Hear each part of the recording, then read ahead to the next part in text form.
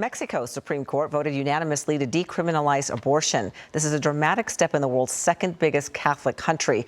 The vote comes as politics in Mexico is drastically changing, where female lawmakers now make up half of Congress. Despite abortion being illegal in most of Latin America, there has been a rise in demonstrations demanding more rights for women, including in Mexico. Meantime, across the border in Texas, the state just enacted the strictest anti-abortion law in the country.